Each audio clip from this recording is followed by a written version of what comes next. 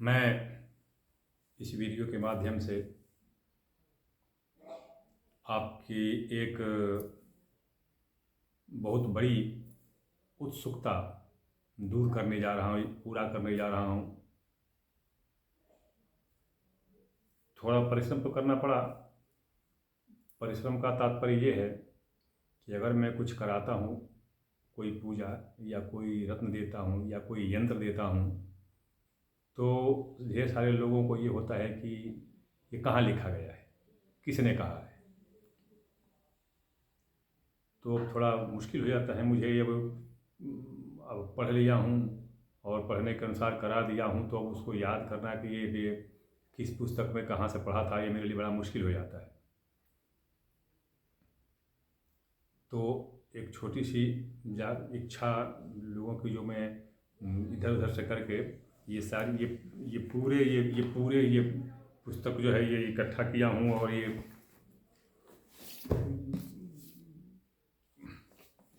और तब जा कर के मैं ढेर सारी पुस्तकें हैं।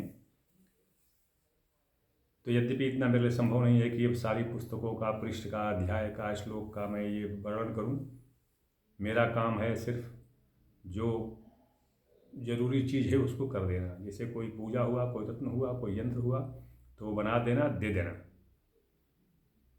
अब वो कहाँ लिखा है ये मेरे लिए मुश्किल रहता है। तो इसलिए मैं ये कहूँगा कि जिसको भ्रम हो, मिथ्या लगे, पाखंड लगे, वो कृपया इसको उपेक्षित कर दें, वीडियो ना देखें।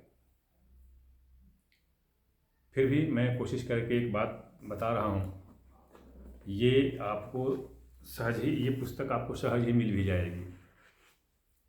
थोड़ा तो श्रम करना ही पड़ेगा। ये भागवत पुराण है। ये गीता प्रेस गोरखपुर का नहीं है, ये नवलगढ़ प्रकाशन से प्रकाशित हुआ है। और जो मैं बता रहा हूँ वो पुरानी प्रति में उपलब्ध है, आज भी उपलब्ध है। जिस प्रकार से वाल्मीकि रामायण से ढेर सारे अंशों को काट करके तुलसीदास ने अपनी इच्छा के अनुसार, अपनी भक्ति के अनुसार श्री रामचरितमानस की रचना की, तो गीता प्रेस गोरखपुर में भी क्या होता है कि सारे अंशों को छाट करके और केवल जो भक्ति मार्ग में लोगों को प्रेरित करने वाली चीज़ है, प्रसंग है, विषय है, उसी का उल्लेख किया गया है। अभी मैं बता दूं कि एक थोड़ा सा पहले मैं पढ़ दे रहा हूं, आप सुन लीजिए। श्री सुखदेव जी एक ऋषि हुए हैं। तो सुखदेव जी ने यह बताया है, ये महाराजा परीक्षित जो थे, उन्होंने उनसे पूछा कि हे ऋषिवर, एक ही देवता की पूजा करने से सारी कामना पूरी हो जाती है, या हर एक कामनाओं के लिए अलग अलग देवी देवता या और उपाय, पूजा यंत्र आदि हैं? तो सुखदेव जी ने उनको बताया है। सुखदेव जी ने, यह आपके श्रीमद् भागवत महापुराण के दूसरे स्कंध के तीसरे अध्याय में मिल जाएगा। ध्यान रहे, नवलगढ़ प्रकाशन का भागवत पुराण होना चाहिए, प्राचीन प्रति का। ये प्रति जो है, आपको बता दूं कि यह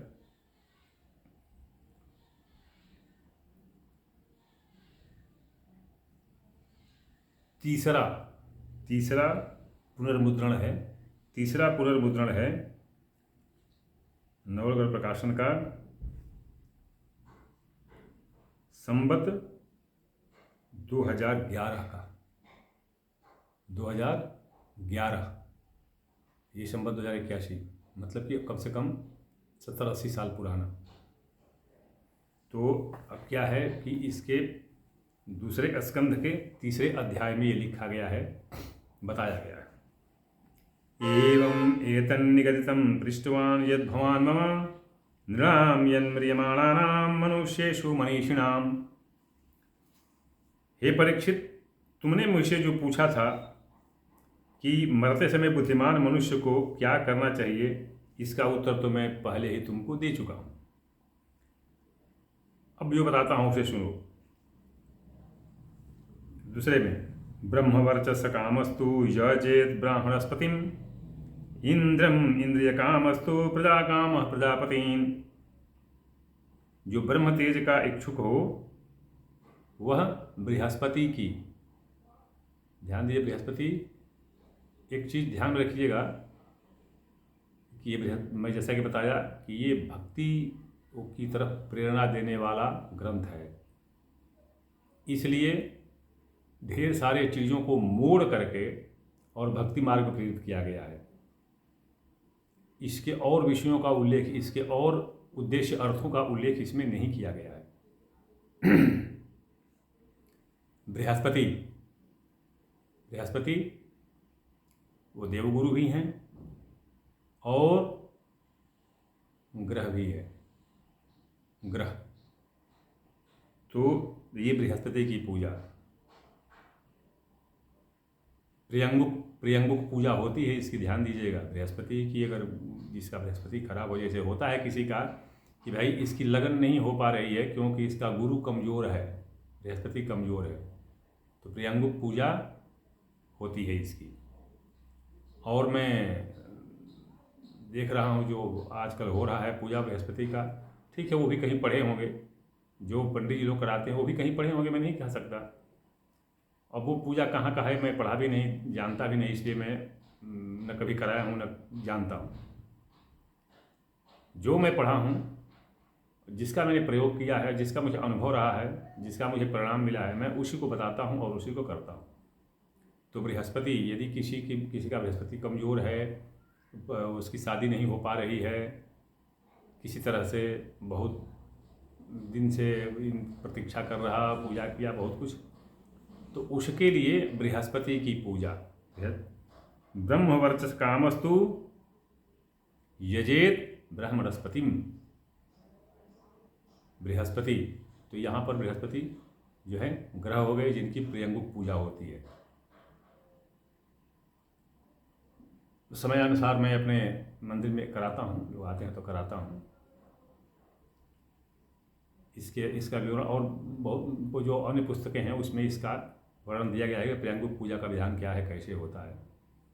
अब देखिए, जिसे इंद्रियों की विशेष शक्ति की कामना हो, इंद्रिय शक्ति होता है, आदमी नपुंसक हो जाता है, किसी कारण से नपुंसक हो जाता है और फिर वो उसकी इंद्रियां शिथिल हो जाती हैं, फिर वो स्त्री सहवास संभोग इत्यादि से वो असमर्थ हो जाता है। तो इंद्रिय कामस्तु प्रजा काम प्रजापतिन। देखिए कहा जाए कि उस समय में इंद्रिय पूजा। अब देखिए इंद्रियां कितनी होती हैं, 11, 5 कर्मेंद्रिय, 5 ज्ञानेंद्रिय और 1 मन।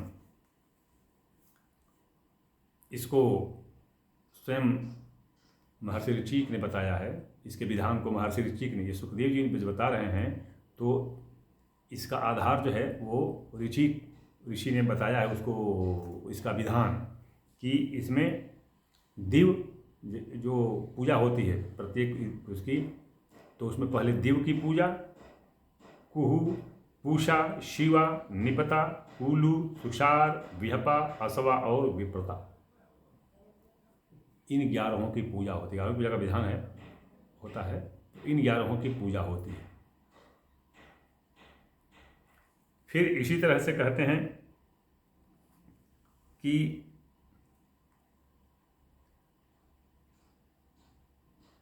देवी मायां तु श्री कामस्तेजस कामो विभावसून वसु कामो वसून रुद्रान वीर्य कामुथ वीर्यमान। अभी देखिए, जिसे संतान की इच्छा हो, संतान नहीं होती है, मर जाती है या गर्भपात हो जाता है या जो भी है, तो संतान के लिए प्रजापतियों की पूजा होती है। प्रजापति नहीं, प्रजापतियों की पूजा होती है। प्रजापतियों की पूजा होती है। इसमें स्पष्ट कहा गया है कि प्रजा काम प्रजापतिन। तो वो कौन कौन, एक तो दक्ष को तो सब जानते हैं, एक तो दक्ष को पौराणिक जानते हैं, एक दक्ष तांत्रिक होते हैं पूजा में, वो हैं। तो दक्ष, यक्ष, शुभव, आसार, विशता, बहुता, सिकार, अहत, दिसला, हुतप और निषद, ये 10 प्रजापतियों की पूजा होती है। इसका विधान भी बताया गया, महर्षि ऋचिक ने ही बताया है इसके विधान को, कि इन 10 की पूजा कैसे कैसे होती है, क्या क्या विधान उसका होता है। लक्ष्मी प्राप्ति के लिए बताया है कि लक्ष्मी, देखिए, देवी मायाम तु श्री कामः, माया देवी की पूजा करते हैं। अभी मैं बता दूं कि जितनी तरह की माया होती है उनके पूजा का अलग अलग नाम और विधान है, लेकिन सबकी करनी पड़ती है लक्ष्मी प्राप्ति के लिए। क्या? तुल्या, प्रधरा, सुतसा, प्रक्रिया और सरित्र, ये इन देवियों की पूजा की जाती है। देवी का विधान भी पृथक पृथक है, अलग अलग है।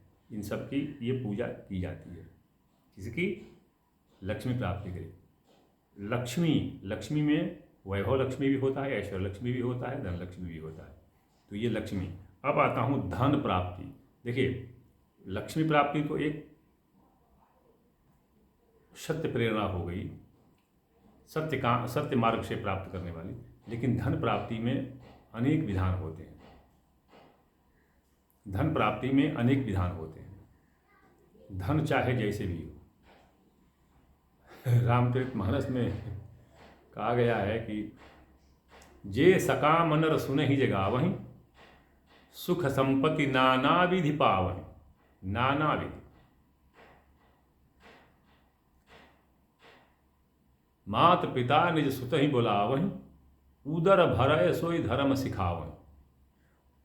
खैर, ये बहुत बहुत बताए हैं कि जैसे चाहे जिस तरह से भी हो, नैतिक अनैतिक चाहे जिधर से भी हो, धन प्राप्ति। तो वही देखिए, ऊपर लक्ष्मी प्राप्ति में बताया, पहले अभी धन प्राप्ति। तो धन प्राप्ति के लिए किसकी पूजा की जाती है? वसुओं की।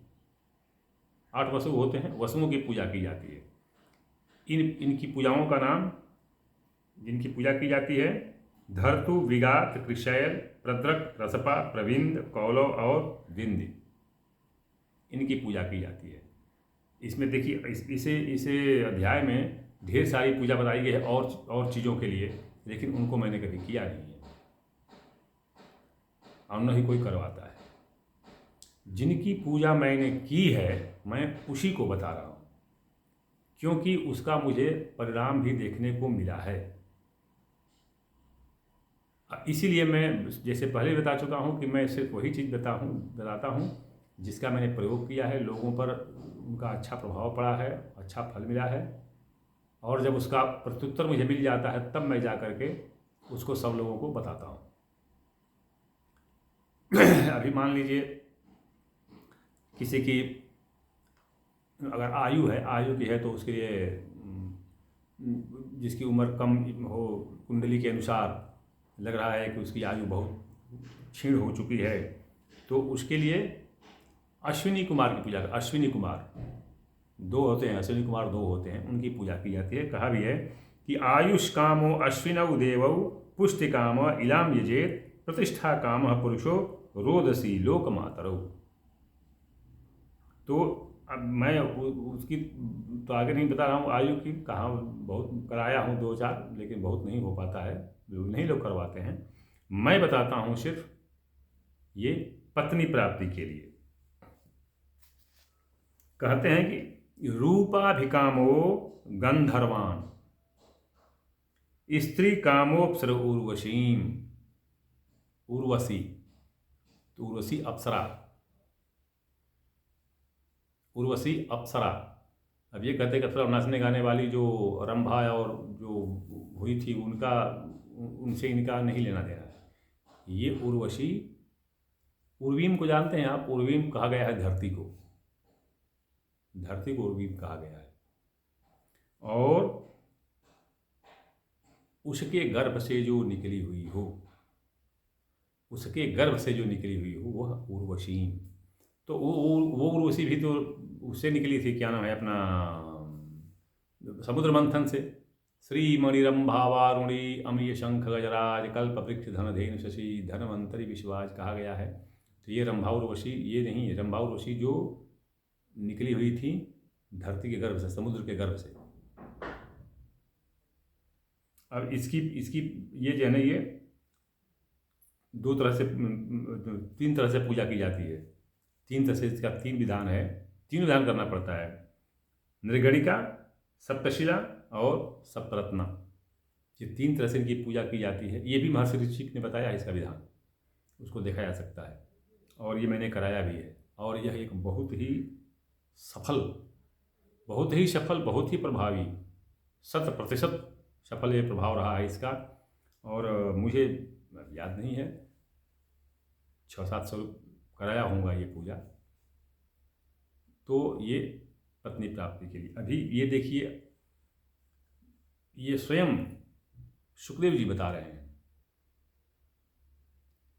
कि हर एक देवता समर्थ है हर एक कार्य करने के लिए, किंतु विशेष कार्यों के लिए विशेष प्रकार की पूजा ही सफल है। इसीलिए महर्षि सुखदेव ने इन सब का बता दिया है कि इस काम के लिए इसकी पूजा कीजिए। मैं बता दूं आपको कि जो मैं बताया, मैं उसकी पूजा तो किया हूँ, जैसे प्रेत बाधा शांति और ये आवास की शांति का पूजा, फिर ये नपुंसकता वगैरह, चाहे जो ये बताया धन प्राप्ति और पत्नी प्राप्ति वगैरह, इनकी पूजा तो मैंने कराई है। आयु की पूजा के लिए 2-4 हुए हैं, मैं ज़्यादा नहीं कराया हूँ। जिसमें अश्विनी कुमार की पूजा की जाती है तो वो मैं नहीं विशेष कराया हूँ, वो तो 4 या 5 कराया होगा, मुझे याद नहीं आ रहा है पूरा। किंतु ये पूजा निरंतर चलती है और ये कराता रहता हूँ। आते हैं लोग मंदिर में, मैं कराता हूँ यहाँ पर। तो ये आप ध्यान रखिए कि जब कोई विशेष उद्देश्य हो और उसको पूरा करना हो, उसकी सिद्धि करनी हो, कोई विशेष कामना हो, तो उसके लिए विशेष पूजा विधान और विशेष देवी देवता हैं। उनकी ही पूजा करने से आपकी जो कोई विशेष जो है आपकी बिल्कुल पर्टिकुलर, तो जो उसके लिए आपकी वो देवी देवता की जो विशेष रूप से निर्धारित हैं, उसके लिए उन्हीं की पूजा सफल हो सकती है। एक बात और, इसमें कुछ चीज़ें ऐसी भी, जैसे मान लीजिए कि अब आपने देखा नहीं होगा, जैसे बृहस्पति की पूजा आपने कराई होगी या मंगल की शांति आपने कराई होगी, तो वही कुंभ विवाह वाला जो पुरानी पद्धति है वो कर देते हैं। भाई ठीक है कुंभ विवाह, लेकिन पहले परिस्थिति देश काल भी तो देखा कीजिए कि ये कब पूजा की जाती थी। इसका अगर ज्योतिषीय और गणितीय भी प्रकार लेंगे तो आपकी जो वर्तमान पूजा जो है, ये अपना कुंभ विवाह की पूजा, वो निष्फल हो जाती है। वर्चसु त्रयांश गते सूर्यो अंश कामाद विभाजितः, ये गणित का सूत्र है कि जब मंगल सूर्य और शुक्र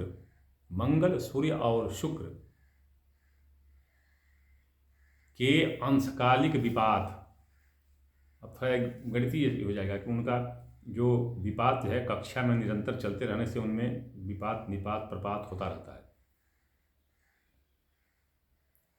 तो बताया कि जब ये विपात हो, चाहे जब इनके अंशों में ऐसी साम्यता हो, तब मंगल की पूजा अगर की जाती है, मंगल की शांति की, तो वो कुंभ विवाह आदि सफल है। किंतु वर्तमान समय में जहाँ पर अयनांश 24 पहुँच रहा है और जहाँ पर कक्षा विचलन और पता नहीं वो जो उनके ग्रहों का जो संचलन है वो कितने अंश झुकाव की तरफ चला गया है, तो ऐसी स्थिति में नहीं वक्रोतत् पूजयेत, तो ऐसी स्थिति में वक्र अर्थात मंगल की पूजा, जो मांगलिक की पूजा है, वो सफल नहीं होगी और उसका प्रभाव भुगतना पड़ता है। तो इस तरह से ये जो देखते रहिए कि ये पूजा कब कहाँ कौन कराया था। ठीक है, लिखा गया है कि इसमें ऐसे, तो देखिए कि ये कब कराया गया था, तब का देश काल, तब की परिस्थिति क्या थी, आज क्या है, तो क्या वो संभव है। हम क्या करते हैं कि लकीर के फकीर बन जाते हैं और जो एक बार बता दिया गया बस उसी को लेते हैं, उसके साथ और कुछ भी बताया गया वो नहीं देखते हैं। अश्वत्थामा मरो नरो वा कुंजरो, अश्वत्थामा मरो, द्रोणाचार्य ने इतना ही सुना कि अश्वत्थामा तो मर गया, लेकिन आगे वाला नहीं सुन पाया, क्योंकि वो कृष्ण भगवान ने अपना पांचजन्य शंख बजा दिया था और उसकी आवाज़ में वो बात दब गई थी युधिष्ठिर की, सुन नहीं पाए थे कि नरो वा कुंजरो। युधिष्ठिर ने कहा था कि भाई वो नरो वा कुंजरो, आदमी रहा है कि हाथी रहा है मुझे नहीं मालूम, लेकिन अश्वत्थामा मर गए। और अश्वत्थामा हाथी मारा गया था। द्रोणाचार्य के पुत्र का नाम भी अश्वत्थामा था। बस उन्होंने इतना ही सुना कि अश्वत्थामा मरो, और वो पुत्र वियोग में अपना हथियार जो भी है धनुष्मान रख दिए नीचे, और अर्जुन ने उनको मार डाला। तो इसी तरह से आप देखिए कि ये जो पूजा विधान है, जो रत्न आदि पहनते हैं आप, जो यंत्र धारण करते हैं, वह किस देश काल परिस्थिति के अनुसार होना चाहिए। आप जो पूजा पाठ करा रहे हैं वो क्या वर्तमान समय, वर्तमान परिस्थिति, वर्तमान विषय उद्देश्य आदि के लिए उचित है या नहीं है।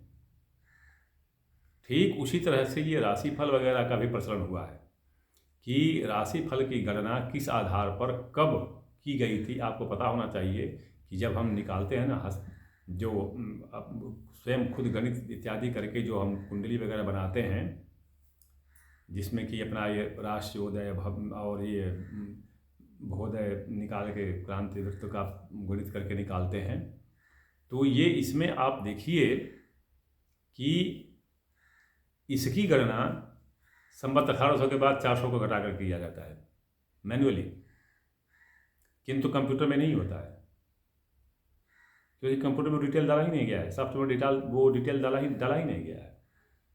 यही कारण पड़ता है कि इनमें विचलन हो जाता है। तो इसलिए जब ये आप अपना राशिफल भी देखते हैं तो यह देखिए कि जिस आधार पर ज्योतिष के सिद्धांतों के जिन आधारों पर ये फल कहा गया है, ये उस ग्रह के लिए किस स्थिति में था। ग्रह, मान लीजिए कोई ग्रह है आज 10 अंश 20 अंश पर चल रहा है, ठीक है, 10 अंश 20 अंश पर चल रहा है, ठीक है, लेकिन उसका स्खलन, डेविएशन जो मार्जिन है वो भी तो निकालिए कि वो तत्काल उस समय से लेकर के और आज तक का उसकी कक्षा में डेविएशन ऑफ द ऑर्बिट, उसकी कक्षा में कितना विचलन हुआ, और कक्षा में विचलन के पश्चात जो स्थिति निकलती है ग्रह की, तब देखिए कि वो ग्रह का राशिफल या भविष्यफल कैसा होता है। तो यही कारण है कि ये आजकल जो है ना पूजा पाठ भी जो होते हैं, लगभग, मैं सबका नहीं कहता, सब लोग मेरे से भी विद्वान पड़े हुए हैं, लेकिन लगभग मुझे देखने में आया है कि वो निष्फल हो जाता है और व्यक्ति निराश हो जाता है कि मैंने हर पूजा कराया, हर तंत्र कराया, हर मंत्र कराया, किंतु फिर भी कोई प्रभाव नहीं पड़ा, कोई सफलता नहीं मिली। कारण क्या है? यही है, देश काल परिस्थिति से अनभिज्ञता और उद्देश्य की दिशा, ये समझ नहीं आता है और इसीलिए सब निष्फल हो जाते हैं। अब ये पूजा का विधान मैं इसलिए बताया क्योंकि अभी जो कराता रहता हूँ, बताया ना आपसे कि मंदिर है मेरा, मैं कराता रहता हूँ, लगाते रहते हैं, तो कुछ एक चीज़ों का मुझे प्रत्युत्तर मिला है, फल सुनने को, देखने को मिला है, और तब मैं ये विधान मैं आपको बता रहा हूँ। ये कोई भी देख सकता है इसको, नवलग्रह प्रकाशन से भागवत पुराण का 3रा संस्करण निकाल लीजिए, प्राचीन संस्करण है 2011 का, उसमें इसका पूरा प्रक्षिप्त नहीं किया गया है, ज्यों का त्यों उसमें वर्णन किया गया है। और जो महर्षि सुखदेव ने बताया है कि ये करो, तो अब वो विधान तो सुखदेव जी ने बताया नहीं है, तो वह विधान महर्षि ऋचिक ने पहले ही बता दिया है कि ये विधान ऐसे ऐसे किया था। महर्षि ऋचिक ने ये नहीं बताया है कि यह विधान इस काम के लिए, ये नहीं बताया है, उन्होंने सिर्फ ये बताया है कि यह विधान इस तरह से होता है, इसमें यह चीज़ किया जाता है, उन्होंने यह बताया है। तो आप देख लीजिए, और यदि आपकी इच्छा हो तो आप इन सिद्धांतों को, इन आर्षमतों को, ऋषि मुनियों के कथनों को आप मानिए और कराइए।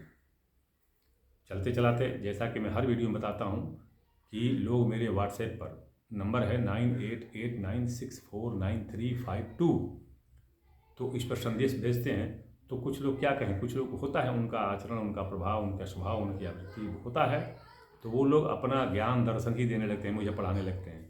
भाई आप मुझसे विद्वान हो सकते हैं, आप मुझसे बहुत बड़े पढ़े लिखे हो सकते हैं, मानता हूँ मैं, और मैं माँ भुवनेश्वरी से कहता हूँ कि आपकी यही विद्वता जो दिखा रहे हैं आप उस बढ़े, मुझे कोई परेशानी नहीं है। किंतु भाई मैं शास्त्री नहीं हूँ, मैं आचार्य नहीं हूँ, मैं स्वामी जी नहीं हूँ, मैं गुरु जी नहीं हूँ, भाई मैं सीधा सीधा फौजी आदमी ठहरा। कुल परंपरा के मुताबिक ये वेद पुराण और उपनिषद और ये जो व्याकरण और ज्योतिष है, इन सब का मैंने अध्ययन किया है और प्रचुर अध्ययन किया है।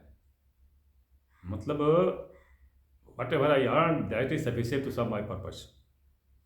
जितना मैंने पढ़ा है वो मेरे सारे उद्देश्यों की पूर्ति कर देता है, और उसी के आधार पर मैं जो कहता हूँ। तो मुझे कृपया मुझे शास्त्रार्थ और तर्क वितर्क न करें, मैं उसका उत्तर नहीं दे सकता। क्षमा करेंगे, हो सकता है मैं आपके साथ मतलब असफल भी हो जाऊँ, नहीं आपके साथ टिक सकता हूँ, ठीक है, आप बहुत बड़े विद्वान हैं भैया, आपका मैं नहीं टिक सकता हूँ, लेकिन इस पर आप शास्त्रार्थ और ये तर्क वितर्क न करें। समस्या कोई हो तो अवश्य लिखें, क्रम से उत्तर दूंगा, क्योंकि पीछे जो जिनके आए हुए हैं संदेश उनका उत्तर देता हूँ, फिर मैं आपका उत्तर दूंगा। और सबसे अंत में, जैसा कि मुझे देखने में आया है, शेष पंडित जी लोगों से मेरी दक्षिणा बहुत ज़्यादा है, ज़्यादा नहीं बहुत ज़्यादा है।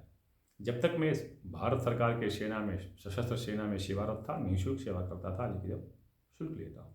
इसलिए जो इच्छुक हों, जिनको आवश्यकता हो, जो रुचि रखते हों, वो तो इस संपर्क करें, अन्यथा संपर्क न करें, वीडियो देखें, आगे बढ़ें, मुझे कोई दिक्कत नहीं है। मैं व्यावसायिक पंडित नहीं हूँ, मैं बिल्कुल अपना काम अपनी इच्छा के अनुसार करता हूँ। इस पर कहीं कोई प्रमाण की आवश्यकता नहीं है। ये तो मैं आज प्रमाण दे दिया इसलिए, क्योंकि बहुत लोग कहते हैं कहाँ लिखा, इसलिए दिया, अन्यथा मैं प्रमाण नहीं देता। जिसको विश्वास हो वो विश्वास करे, नहीं विश्वास हो कोई बात नहीं। ये प्रमाण मैं दे दिया क्योंकि बहुत लोग कोई इच्छा थी, कहते थे, तरह तरह की टिप्पणी करी, इसलिए मैंने ये कह दिया कि ऐसे ऐसे है। नहीं तो देखिए वीडियो लंबी हो रही है, किसी अगले प्रसंग के साथ अगले वीडियो में मैं उपस्थित हो रहा हूँ।